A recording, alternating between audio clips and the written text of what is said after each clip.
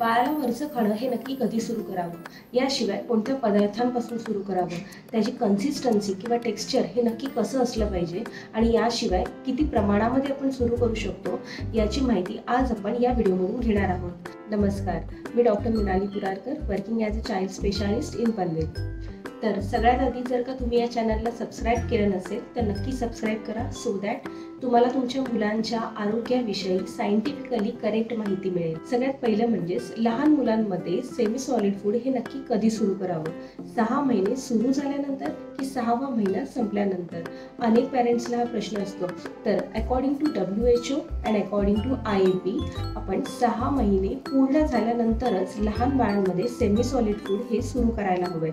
यामध्ये 6 महिनेच का, तर बाळ हे 6 महिन्यानंतर पकडून बसू लागतं. अशा वेळेला त्यांचं स्वॉलोविंग हे देखील इझी होतं. या दरम्यान त्यांच्या डायजेस्टिव्ह सिस्टीममध्ये देखील मॅच्युरिटी आलेली असते आणि त्यामुळेच ते आईच्या दुधाच्या व्यतिरिक्त इतर फूड देखील पचवू शकतात. आपण बघितलं असेलच, 5 ते 6 महिन्याचं बाळ हे सगळ्या वस्तू घेतं आणि ते तोंडात टाकत असतं. त्यालाच आपण माउथिंग म्हणतो. सो दॅट याचा अर्थ हाच आहे की बाळ हे आईच्या दुधाच्या व्यतिरिक्त इतर अन्नपदार्थ देखील पचवू शकतंय.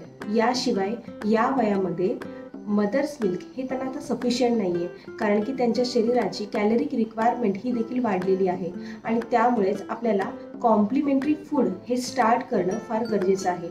आयुर्वेदात यालाच स्तन्योपनयन असं म्हटलेलं आहे. म्हणजेच बाळ जेव्हा स्तन्य सोडून हे अन्नावरती येतं, म्हणजे डेफिनेटली की स्तन्य पूर्णपणे आपण बंद करत नाही, आईस दूध आपण पूर्णपणे बंद करत नाही, पण ते सुरू असतानाच आपण इतर फूड जेव्हा त्याच्यामध्ये ॲड करतो तेव्हाच त्याला आपण स्तन्यपनयन किंवा कॉम्प्लिमेंटरी फीडिंग असं म्हणतो. तर दुसरा प्रश्न म्हणजेच आता कोणत्या पदार्थांपासून आपण सुरू करू शकतो. तर डाळी, धान्य, फ्रूट्स, व्हेजिटेबल्स या सगळ्यापासून आपण सुरू करू शकतो. पण सुरुवातीला हे फूड जे आहे ते सिम्पल ठेवणं हे फार गरजेचं आहे. सगळंच एकदमच सुरू जर का केलं तर मुलांचे टेस्ट बड हे डेव्हलप झालेले नसतात आणि त्यामुळेच मुलं ही थुकून टाकण्याची शक्यता फार जास्त असते. धान्यांमध्ये तुम्ही तांदूळ, ओट्स किंवा नाचणी याच्यापासून देखील सुरू करू शकता. डाळींमध्ये तुम्ही मूग डाळीपासून सुरू करू शकता. मूग डाळ ही पचायला फार हलकी असते. याशिवाय भाज्यांमध्ये भोपळा, रताळं, बीटरूट, गाजर किंवा बटाटा याच्यापासून देखील तुम्ही सुरू करू शकता. फळांमध्ये सफरचंद, चिकू, पेर, वॉटरमेलन यापासून देखील तुम्ही सुरू करू शकता. जनरली मी माझ्या प्रॅक्टिसमध्ये डाळ आणि तांदळांची घट्ट प्युरी करून द्या असं सांगते. सुरुवातीला तुम्ही फक्त मूग डाळीची प्युरी सेपरेट करून देऊ शकता किंवा तांदळाची सेपरेट प्युरी तुम्ही करून देऊ शकता. यामध्ये आता आपण बघूया की नक्की कन्सिस्टन्सी ही कशी असावी. तर अनेक वेळा आम्ही ऐकतो की डाळीचं पाणी आम्ही देतो किंवा आम्ही वरणाचं पाणी देतो, तर हे फार चुकीचं आहे. कारण की जर का बाळ फक्त पाणी पित असेल तर त्याच्यामध्ये त्याची कॅलरिक रिक्वायरमेंट ही पूर्ण होत नाही आणि अशा वेळेला फक्त पाणी पिऊनच त्यांचं पोट भरलेलं राहतं आणि त्यामुळेच 6 महिन्यानंतर बाळाचं वजन हे व्यवस्थित वाढत नाही आहे असं बघण्यात येतं. त्यामुळेच जर का तुम्हाला सुरू करायचं आहे तर प्युरीपासून सुरू करा. डाळीची सेपरेट तुम्ही प्युरी करू शकता, तांदळाची किंवा भाताची सेपरेट प्युरी तुम्ही करून देऊ शकता आणि यासोबतच तुम्ही काही दिवसानंतर, एक 15 ते 20 दिवसानंतर डाळ आणि तांदूळ हे सोबत मिक्स करून देखील त्यांची एक प्युरी म्हणजे खिचडी या फॉर्ममध्ये तुम्ही त्यांना देऊ शकता. त्यासोबतच ते फूड अजून कॅलरिक रिच बनवण्यासाठी त्याच्यामध्ये तुम्ही गाईचं तूप देखील ॲड करू शकता. तूप हे बनवताना ॲड करू शकता किंवा तुम्ही वरून देखील ॲड करू शकता. यासोबतच आपण अनेक वेळा बघतो की मॅडम आम्ही बाळाला वरचं खाणं तर सुरू केलं आहे, पण बाळ सारखंच थुकून बाहेर काढतंय, तर मग आता याच्यावर काय उपाय आहे. तर ट्राय.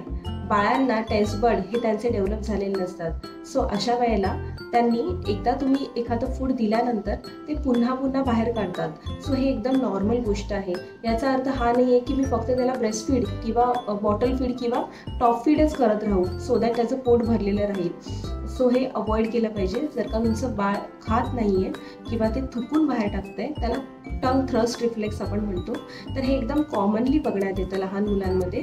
बेसिकली जेव्हा त्यांचे टेस्ट बड हे डेव्हलप झालेले नसतात. सो अशा कंडिशनमध्ये तुम्ही पुन्हा एकदा 3 ते 4 दिवसांनी पुन्हा ते सेम फूड पुन्हा ट्राय करून बघू शकता. सो बेसिकली सिंगल आयटम हे तुम्ही अराउंड 1 आठवडा ते 2 आठवड्यापर्यंत कंटिन्यू करून पुढे मग 2 आयटम मिक्स करून त्यांना प्युरी करून देऊ शकता। याच्यामध्ये मग तुम्ही डाळ आणि राईसमध्ये कुठले तरी व्हेजिटेबल देखील ॲड करू शकता। त्याच्यामध्ये तुम्ही बटाटा किंवा भोपळा यासारखे व्हेजिटेबल ॲड करून अजून त्यांना कॅलरी रिच बनवू शकता। यासोबतच आता क्वांटिटी नक्की किती असावी, तर सुरुवातीचे काही आठवडे म्हणजे 2 ते 3 आठवडे बाळाने 2 ते 4 चमचे जरी फूड तो ॲक्सेप्ट करत असेल तरी ते नॉर्मल आहे, ठीक आहे। कारण त्यांचं पोट हे फार छोटं असतं आणि अशा वेळेलाच तुम्ही एकदमच पूर्ण वाटी भरून तो खाईल याची अपेक्षा कधीच करू नका। सुरुवातीला एक 2 ते 4 चमचे त्यांनी जरी घेतले तरी ते इनफ आहे। सुरुवातीचे 3 ते 4 आठवडे बाळांना पर डे 2 ते 3 मिल्क्स देणं हे गरजेचं आहे। त्यानंतर तुम्ही हळूहळू मिल्कचं प्रमाण हे वाढवू शकता। सगळ्यात महत्त्वाचं म्हणजे no milk before meal time. जर का बाळाला कडकडून भूक लागली त्यानंतरच बाळ हे व्यवस्थित ते मिल्क संपवू शकतं आणि त्यामुळेच कुठल्याही मीलच्या आधी त्याला दूध हे ऑफर केलं नाही गेलं पाहिजे। यासोबतच त्यांचं फूड हे अजून कॅलरी रिच बनवण्यासाठी त्याच्यामध्ये तुम्ही नट्सची पावडर टाकू शकता, तूप टाकू शकता, पनीर टाकू शकता, इतर काही जे पदार्थ आहेत ते देखील तुम्ही ॲड करून त्याला एक कॅलरी रिच बनवू शकता। तर कोणते पदार्थ त्यांच्या आहारामध्ये आपण अवॉइड केले पाहिजेत, सगळ्यात महत्त्वाचं म्हणजेच मीठ हे बाळांना वरून देणं किंवा जेवणामध्ये ॲड करणं हे अजिबातच गरजेचं नाही आहे। कारण की त्यांच्या किडनीज अशाही इमॅच्युअर असतात, सो तेवढं सोडियम पचवणं हे त्यांच्यासाठी फार डिफिकल्ट होऊ शकतं आणि त्यामुळेच मीठ त्यांना देणं हे अवॉइड केलं पाहिजे। दुसरं म्हणजे साखर। बाळाच्या जेवणामध्ये किंवा कुठल्याही प्रकारची खीर असेल तरी त्याच्यामध्ये साखर ॲड करणं अजिबात गरजेचं नाही आहे। 1 वर्षापर्यंत आपण मीठ आणि 2 वर्षापर्यंत साखर हे डेफिनेटली अवॉइड केलंच पाहिजे। याशिवाय गाईचं दूध हे तुम्ही जेव्हा खीर बनवताय किंवा तुम्ही त्याची कुठली पेज बनवताय तर याच्यामध्ये तुम्ही डेफिनेटली ॲड करू शकता, पण वरून जेव्हा तुम्ही ॲज अ ड्रिंक म्हणून गाईचं दूध देताय 200 ml 300 ml तर हे अवॉइड केलं पाहिजे। या जागी तुम्ही फॉर्म्युला फीड किंवा मदर्स मिल्कच प्रेफर करू शकता। आणि चौथं म्हणजेच मध। बाळांच्या जेवणामध्ये मध ॲड करणं हे फार चुकीचं आहे। यासोबतच बाळाच्या आरोग्याविषयी जर का तुम्हाला अधिक माहिती हवी असेल तर तुम्ही या चॅनलला नक्की सबस्क्राईब करा आणि मी असेच अनेक व्हिडिओज तुमच्यासाठी घेऊन येत जाईन।